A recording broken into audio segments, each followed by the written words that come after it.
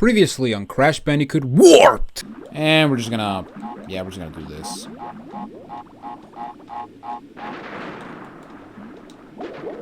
What? How's that even possible? Okay, that was a thing. And so, our adventure through time continues. Welcome back everyone to Crash Bandicoot 3 Warped! I'm pretty sure we're gonna get louder as the videos go on, so yeah, I'm probably gonna do a screen that will make my family be like, what the hell is this? What the hell is that kid doing? Good lord. Oh, he's being a YouTuber. How pathetic. It's always fun when I make fun of myself, so, you know, there you go.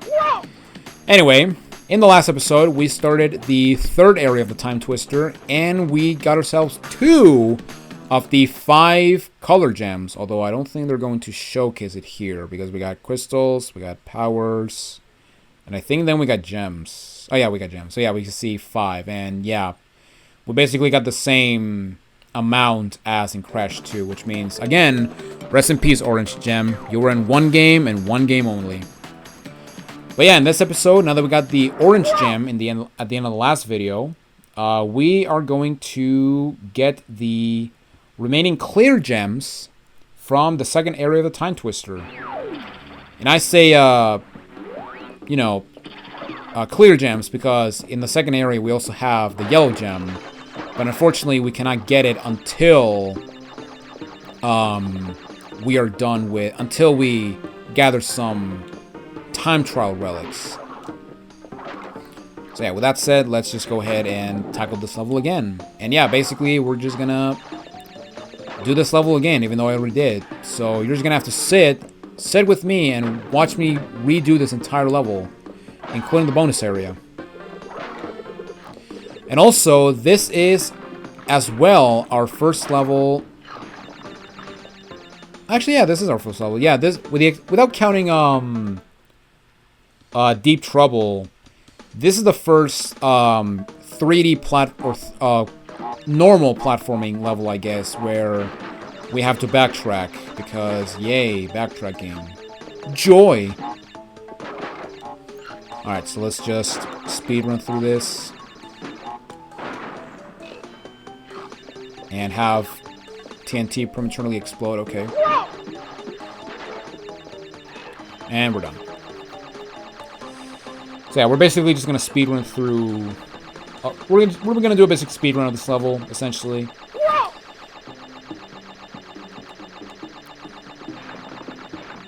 And we can also do, check this out. Yeah, that's the magic of power-ups. That's the magic of double jump, baby. You can also jump on this monkey and get some Wumpa. However, unlike Polar in the second warp room, you cannot get 1-ups by continuously jumping on him, unfortunately. So, yeah, we can do bear abuse, but not monkey abuse. Man, Naughty Dogs are biased. The people at Naughty Dog are biased. All right, let's cross here. And ooh, I could get the Uka-Uka one. Actually, I'm not gonna do that. Instead, I'm going to break as many boxes as I can until a certain point.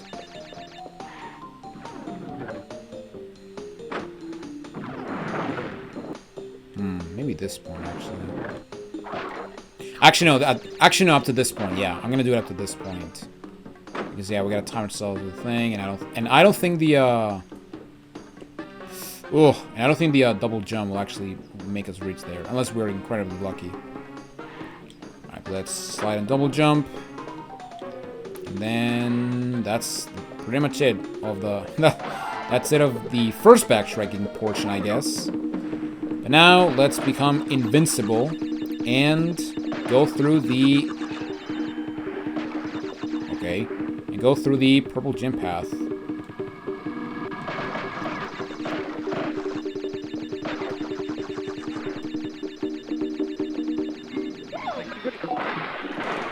And yeah, we're skipping pretty much everything here, which is just funny.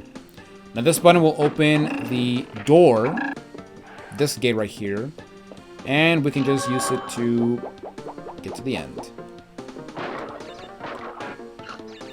And then we operate this thing. And that's it. That's it for the purple gem path. And as you can see over there, that's the end of the level. But we are not done yet. Instead, we have to backtrack. Ow. We have to backtrack and collect the remaining boxes. And yeah, you can actually spin on this, on that lever, and you can actually spawn some... You can actually spawn the bricks, which I actually did not know. I actually did not know that was even a thing until I played this game for the first time. All right, so let's. Oh god! Don't touch the light, as Indiana Jones would say. Stay out of the light. And I think we are done. Yes, we're done. Okay. And yeah, that's literally it. That's all the backtrack. That's all the backtracking we gotta do. Yeah, this one is not... The backtracking is not that bad in this level, but... Oh boy, trust me. The backtrack... The worst of the backtracking, it's still yet to come. Because, yeah. You wanna know what's fun? Having to play a level where you do an alternate route, and once you complete said route, it leaves you at the middle of the level, forcing you to backtrack to the beginning of the level. And yeah, forcing you to actually just backtrack aplenty. But there we go. But until we get to that level, my complaint... I'm not going to start whining. But there we go. That is it for Tomb Time. And that is it for all of the clear gems in the second area of the Time Twister. And yeah, like I said, we are missing the yellow gem, but we cannot get it until we gather some... Until we do some time trials. But anyway, with that in mind, we're going to continue on with the third area of the Time Twister and move on to Road Crash. And oh my god, this level... I have PTSD with this level. I'm just going to say that right now. This freaking level. Ugh, this stupid-ass level. Good lord. So many hours trying to get this stupid platinum relic in this level. Like, I'm just gonna say this right now. This level has, without question, the hardest platinum relic in the game. Not even by a long shot.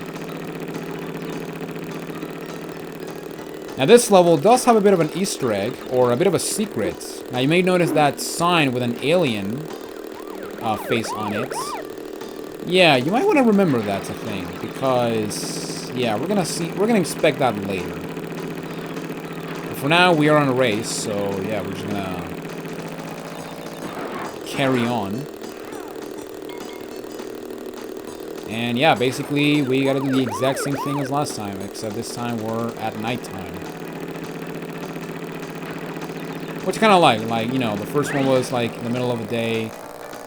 The next one is... Okay, we have 17 there. Next one is on the middle of the night. And you know what? It's actually going to bump into you because this part can be very tricky. And honestly, this is like the one instance where I will just let go of the accelerator. Good God. Okay. Let's avoid the cops. And let's get the box, okay? And we are coming up at the end, so I wonder... Let's see if we can actually... Okay, I'm gonna slow down. And yeah, we got this one guy, and we are at the we are getting to the end, so we're just gonna slow down a bit. Okay, we got all the boxes. That's nice. And make sure you get the gem, otherwise, yeah, if you miss the gem, you have to basically go and get the box gem again. And I cannot believe I did that on my first try. That is insane. Oh, but man, we are not gonna be... We're gonna stay here forever if we try to go for a platinum, which, I'll say this right now. For this playthrough, I'm only gonna focus on getting gold relics. There is no way in hell you're gonna make me get platinum. Well, unless I decide to go for retro achievements, but that's for another, that's for another time. Alright, so we're just gonna go... Alright, so we're gonna go back to Road Crash, and we're gonna inspect that alien sign we saw. So... let's go get it. I mean, I guess it could give like a... like a glimpse what happens when you use when you activate time trial, but... essentially, just like Donald Duck going quackers, any Wumpa fruit in the level will basically disappear.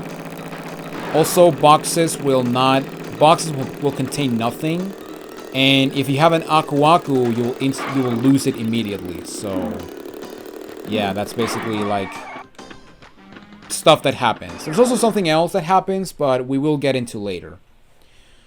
But yeah, here we go. We bashed on the alien sign, and check it out. We are in a brand new level. This is Hot Coco, probably one of the most unique levels in Crash Bandicoot, at least the original trilogy. Because, actually, you know what? I'll even say in the series. Okay, that was beautiful. First bomb I go into, I die immediately. That's... oh, man. That was beautiful. Anyway... now, if you explore this first area, you're gonna see that, yeah, the ending is literally behind these nitro crates. However, there is no, unless we have an Aku-Aku, which this level doesn't have, there is no way we can actually do this level, or there's no way we can actually like beat this level in 2 seconds. So basically, what we gotta do is we have to look for a nitro detonator. And yeah, that's literally the like main objective of this stage, which I really like because, you know, there's actually this level is actually, instead of being linear, because, you know, in the last level, in the previous Coco level, you had a you had an arrow telling you where to go. However, in this level, there's no arrow, meaning that, yeah, where's the nitro detonator? That's for you to find out. However, now, because this level is open, getting all the boxes can be a bit annoying because, one, because of draw distance, and two, because of the fact that this is an open level. If you destroy multiple checkpoints like back to back, yeah, that's gonna be a bad idea. You're gonna be in a world of pain, especially when trying to get like, especially like, you know, you destroyed your last checkpoint and you destroy like 50 out of 70 boxes, and yeah, that's annoying. Also, you may notice that right there we got a box in the underwater. Now, in order to destroy that box, well, first of all, let me go ahead and destroy these two. And then let's over here. We're going to go back to that. But for now, I'm going to hit this checkpoint. Because, yeah, we got 19 out of 70. And then what we're going to do is we're going to go on this side. And yes, there was another checkpoint, but we're going to get it later. But yeah, basically, to get that box underwater, what you want to do is you want to, as you go into the ramp, you want to press up on the D-pad, because when you do that, you're actually going to nosedive the jet ski, and I missed. I cannot believe I missed. Wow. Yeah, I missed. And yeah, basically, when you do that, when you press up on the D-pad while you jump from a ramp, you will nosedive the jet ski and you'll actually submerge into the water. And I think you can use that to avoid some mines in a later level, although I'm not sure about that. Don't quote me on that. But anyway, let's go over here and check it out. We got the nitro detonator. So now we can just go and beat the level. However, we're not going to do that. Instead, we're actually going to get the remaining boxes. Don't touch me. Damn it. Alright. Cool, bro. Oops. Alright, you know what? I'm gonna immediately go for the nitro detonator. Just to get out of the way.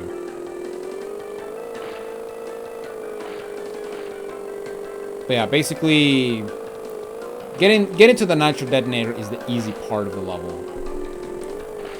Getting the boxes is the hard part.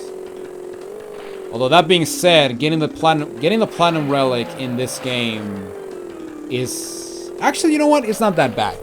The Insane Trilogy, on the other hand, oh my god, the Insane version of this level is probably one of the most infuriating levels in the entire franchise. I'll just say that right now. This level pisses me off. The Insane version of this level pisses me off because they screwed up the controls of the jet ski. They made the controls so slippery to the point that it just becomes impossible to even hit the freaking clock at the beginning of the level. That's how infuriating it is. Alright, but yeah, now that we got the nitros out of the way, let's go, and yeah, we just now have to do some cleanup. I did saw that checkpoint. I am gonna get it once we explore. Once we deal with the perimeter. Actually, this is one point right here. Yeah, if you nosedive, you can actually go underneath the mines, which, as far as I know, that is the only time in the game where you can actually use that to avoid like an obstacle.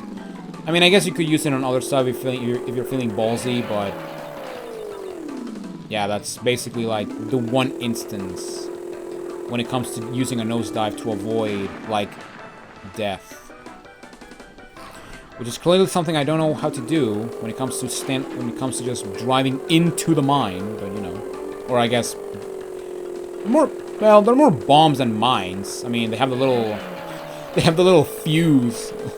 They have the little cartoon fuse, which, yeah, that is just funny. But yeah, basically, now we just... Oh, man. Now we just have to do the cleanup. Alright, we're gonna explore this area now.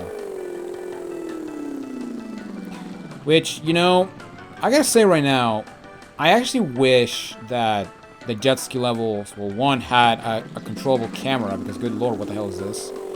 But also, at the same time, I wish that there was a brake button, because that would make life so much easier, instead of, you know, just slowing down, and hope to God you don't go fast enough to go face first into a bomb. Alright, but now we're gonna go to this area right here.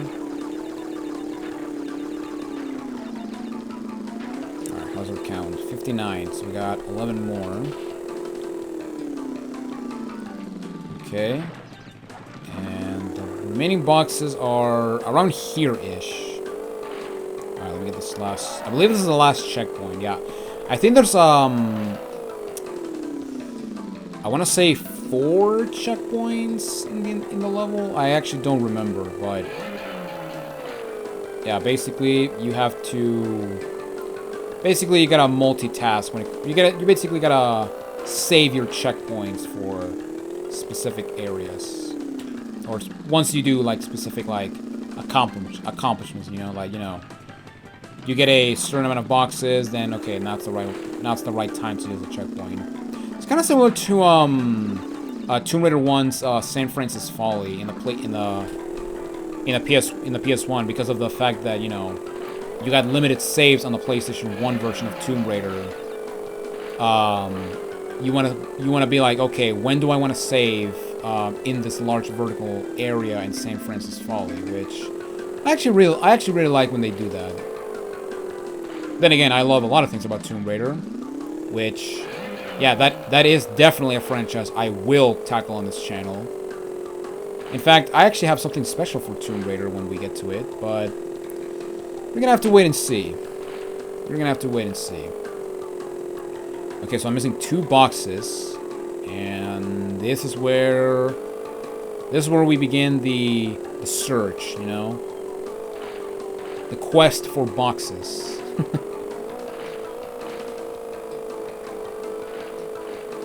Alright, so now we just gotta... And see, this is what I meant for draw distance, that, yeah, boxes are not gonna appear, like, immediately. Wait, did I get the ones that in the jump? I don't think I did, actually.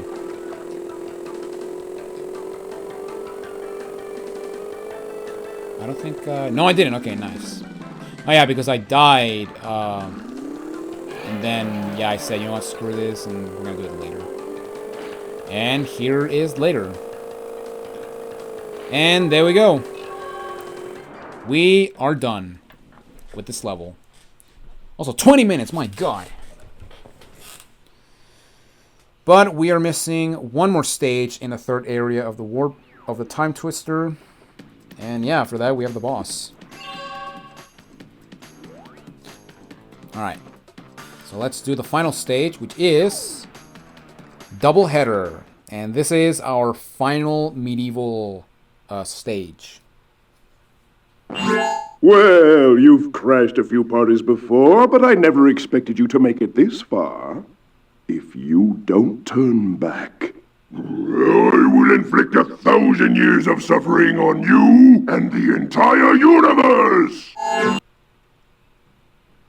I don't get why Uka-Uka talks only when he's, you know, possessing Cortex. Which, again, makes no sense considering that, you know, Uka-Uka talks in the intro, so... And he's not even attached to Cortex, so there you go. Also, aw, look at this little guy, I want to hug him! Or not, because my controller disconnected. Anyway, let's give it a hug! I said, let's give it a hug. Don't bounce me, give me a hug, damn it! Ow. Yeah, I might as well show some funny death animations. But yeah, basically these guys are... as far as I know, they're indestructible. They are completely invincible. And the only way to kill them, or I guess to quote-unquote kill them, is to just jump on their head. Okay, now, I really hope that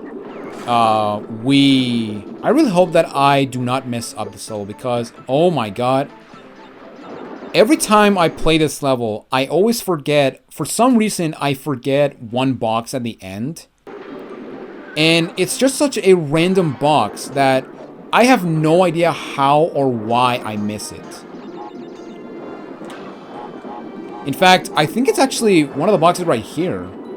Which, again, makes no sense considering it's called TNT, but there's always a box that I, for the life of me, always miss, and I have no idea why.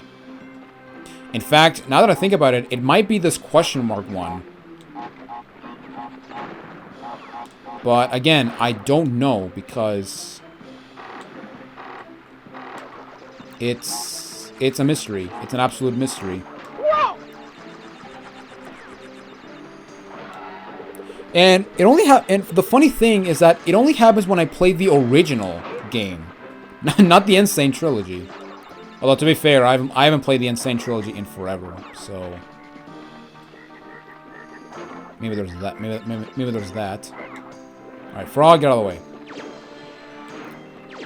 Whizman, die. And now we got bonus. And yeah, as you can see, we now have a rainy... medieval fair, I guess. Because, yeah, instead of being, like, in a castle, which they will later rectify that with Wrath of Cortex, which I really love. This time we're going for, like, what looks to be like a fair, if you look like the sides. Or at least, like, a village. Like a medieval village. Alright, for this part, you want to double jump on top, past the TNT.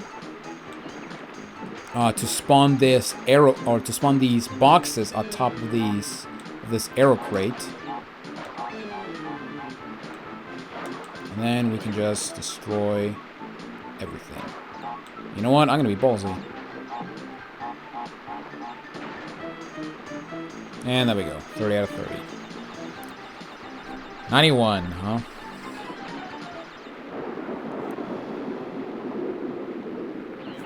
Oh, no 69.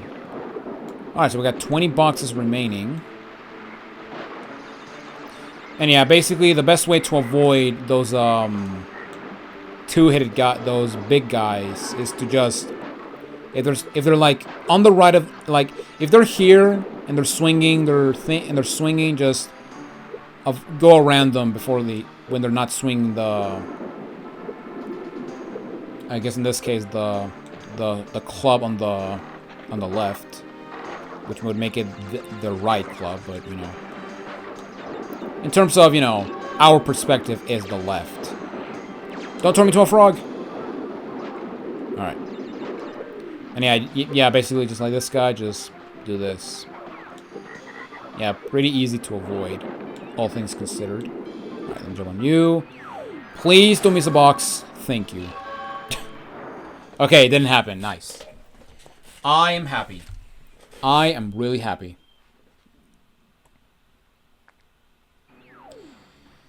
Alright, and there we go. That is it for the 5th area in the Time Twister. And now we go into the boss, which is probably one of the better bosses in the Crash games. And that is Dr. Nefarious Tropy, or Dr. Entropy.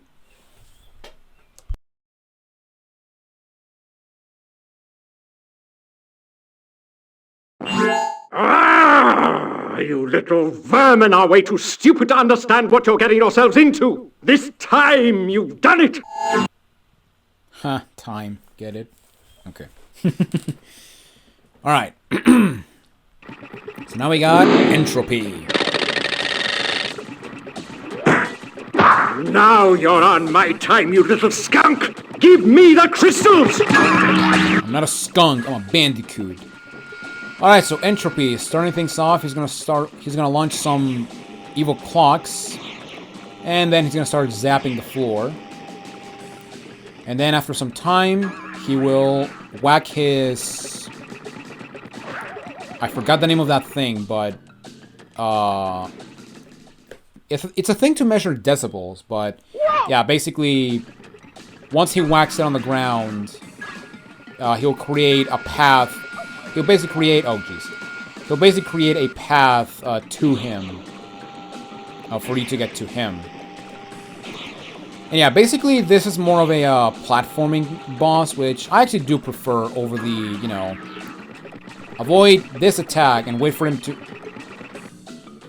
be vulnerable. Oh my god, I died on...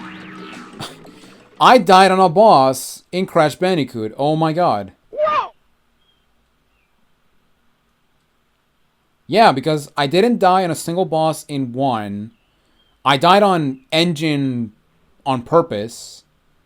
And yeah, wow, look at that. I died on a boss fight in a Crash game. That is insane.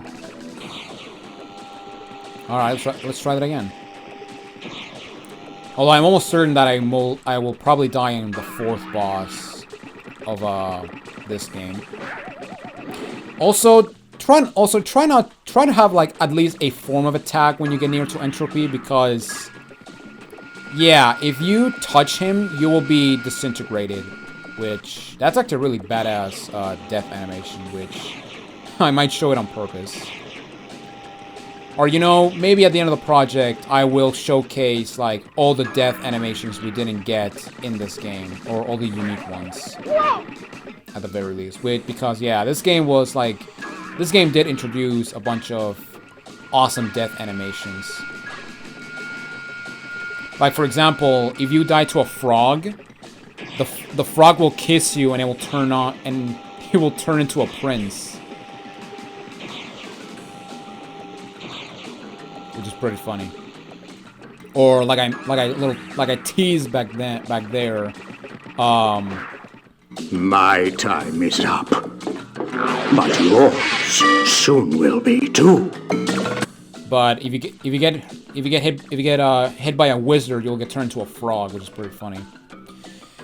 And here we have what is by far the best ability in the entire game, and probably the best ability in any Crash game. The Death Tornado Spin. To spin longer and faster, or to glide while in the air, press square button repeatedly. But yeah, this thing is just incredibly overpowered. And it's awesome. You insolent, insignificant morons! By defeating Entropy, you have placed us all in grave risk! Crash, Coco, you must realize that this time twister machine is very delicate. Without Dr. Entropy's constant care and control, who knows what it will do? You know, saying that, considering that, you know, because we killed Entropy, the time twister machine is now, like, on the verge of collapse, so to speak. Would it be, like, more fitting if Entropy was, like, the boss before Cortex? AKA the boss in here? Because, yeah, if we go to a level, we're gonna see that the next boss is Engine. Which, yeah, where the hell was Engine? I don't know. What? Shut up. There you go.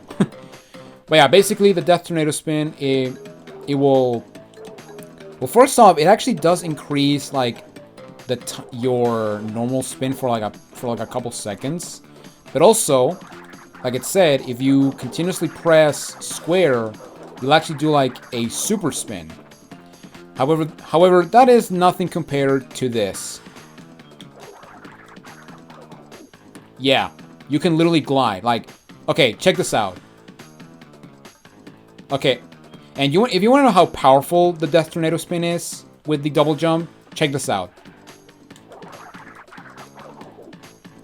Actually, wait, let me, There we go. As you can see, we made it almost through the entire bridge, connecting the main hub with the first area of the time twister. Yeah, that's how broken it is, and I love it. I love the Death Tornado Spin. It is by far one of the best abilities introduced in a Crash game. Which makes the quote-unquote ugly variant on Crash 4 It's About Time even more disappointing. Because, my god, I absolutely despise the triple spin attack from It's About Time. Because it's essentially the Death Tornado Spin sorta combined with the last move you get in this game, but yeah, it is like used horrendously in that game. And it's and because of that move, it is the sole reason why to this day I still haven't gotten a single platinum in that game. Like, I refuse to get the platinum relics in that game just because of the awfulness of that move. But with that in mind, we are done with this video. So yes, next time on Crash Bandicoot 3, we are going to be starting things off on the 4th area of the Time Twister. My personal favorite, because it also contains my favorite stage in the entire game. And also my favorite level in probably the whole series. But until then, this is Jonathan Wolf, and I'll catch you guys in the next one. Take it easy.